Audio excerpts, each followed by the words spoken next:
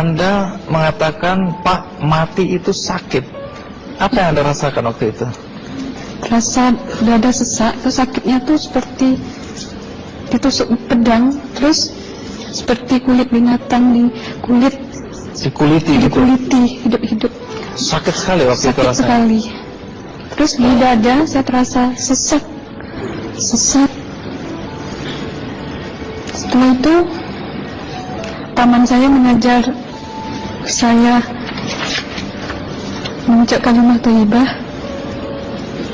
terus mengucap doa kalimat syahadat, asyhadu an la ilaha illallah wa asyhadu anna muhammadar rasulullah. Apa betul waktu roh Anda itu dicabut dari kaki gitu, Ya. Anda bisa melihat jasad Anda? Sempat saya melihat jasad saya pada waktu itu, tapi sebentar. Setelah itu saya dibawa pergi oleh 2 orang malaikat ini. Oh. Dan pada waktu itu saya ingin ketemu sama ayah saya. Kebetulan ayah saya sudah meninggal. Dan suatu ayah saya meninggal, dia berusia 55 tahun. Setelah saya ketemu di sana, dia tuh berusia muda. Kok muda? Berusia 17 sampai 20 saya perkira. Anda sempat ngobrol dengan ayah? Sempat. Apa yang Anda sampaikan? Waktu itu ayah nangis. Ayah saya bilang, kenapa kamu kesini nak? Pulanglah, di rumah tidak ada orang. Kasihan lihat ibumu dan adik-adikmu. Tidak ayah, janjiku sama Allah sudah sampai. Dan pada waktu itu ayah saya menangis. Lalu apa yang dia ucapkan? Diam aja dia, terus hilang. Kembali ke malaikat tadi, bentuk yang Anda lihat seperti apa malaikat ini? Dia ini laki-laki, tapi mukanya sama semua. Berapa malaikat? 2. 2. Iya. Fisiknya seperti apa? Seperti berserban, berpakaian ihram, mukanya sama. Wajahnya seperti apa? Wajahnya sulit saya gambarkan. Yang jelas dia ini sama, dua-dua itu sama rupanya. Apakah ada ucapan dari 2 sosok yang Anda anggap malaikat itu? Ada. Apa kata mereka? Waktu itu saya mengalami perjalanan spiritual. Saya disoal oleh malaikat itu dengan sebutan Ma ayyutuka, siapa Tuhanmu? Waktu itu roh saya menjawab, Tuhanku adalah Allah. Siapa pemimpinmu? Pemimpinku adalah Nabi Muhammad Sallallahu Alaihi Wasallam. Mana kiblatmu? Kiblatku adalah Ka'bah. Siapa kedua orang tuamu? Siapa saudara mara? Siapa pemimpinmu? Pemimpinku adalah Nabi Muhammad Sallallahu Alaihi Wasallam. Mana kiblatmu? Kiblatku adalah Ka'bah. Siapa kedua orang tuamu? Siapa saudara maramu? Terus saya diperjalankan. Setelah itu kedua orang malaikat ini memimpin tangan saya, tangan kiri saya, membawa saya ke satu tempat, menduduki saya di sebuah kursi. Pada waktu itu kursinya tuh empuk, mungkin 8 busanya ya, cantik. Terus di sana saya duduk di sebelah kanan saya ada tiba-tiba berwujud seorang perempuan. Dia mengaku Amal. Kamu siapa? Saya, aku adalah amalmu semasa kamu hidup di atas dunia. Dan selama kamu di sini, saya akan menemanimu sampai yaumul akhir, itu katanya. Dan pada waktu itu saya melihat perempuan-perempuan solehah berpakaian muslimah, berkerudung, mencium pipi kanan, pipi kiri. Mungkin salam perkenalan pertama waktu menduduki di situ.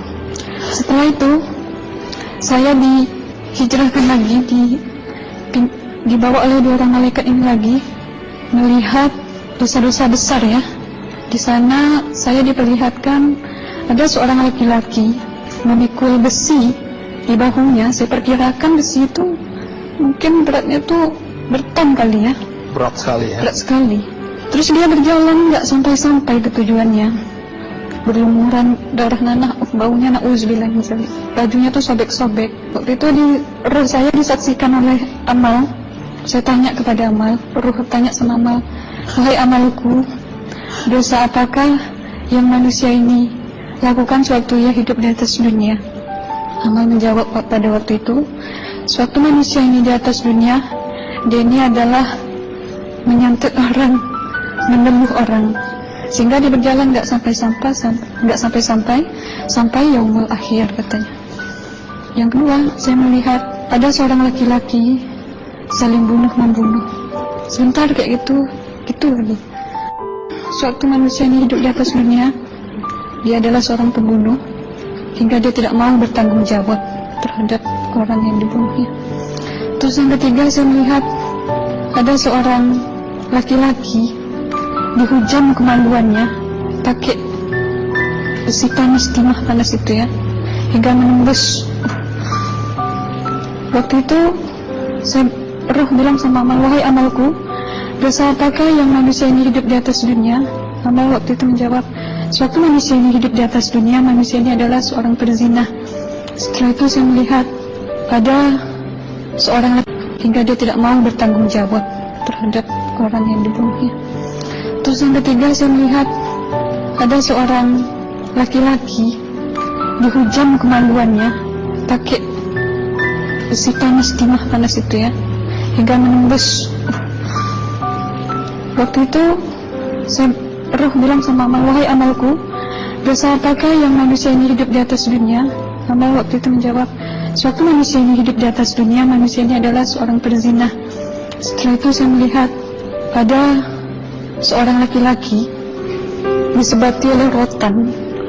Rotannya itu menyebati kulitnya tuh hingga lepas daging sama kulitnya. Itu amal menjawab, suatu manusia yang hidup di atas dunia, dia ini tidak pernah sholat Islam, hingga waktu matinya pun dia tidak mengucap 2 kali syahadat.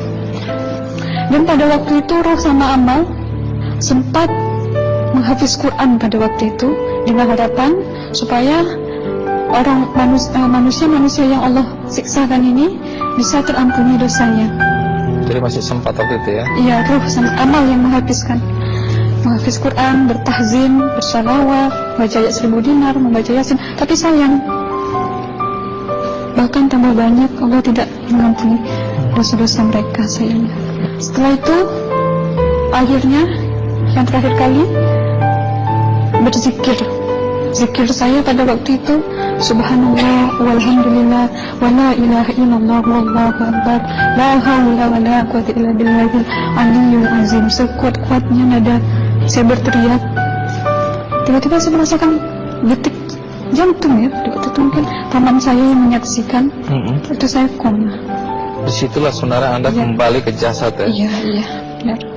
Jadi banyak sekali Anda menyaksikan kejadian-kejadian di alam sana ya. Nah, menarik karena waktu kami menghubungin Mbak Aslina, pada dasarnya Mbak Aslina keberatan menceritakan kembali kisahnya. Tapi kalau toh akhirnya Anda mau sampai di sini dan Anda sudah bercerita, apa harapan Anda pada orang-orang yang mendengarkan kisah ini?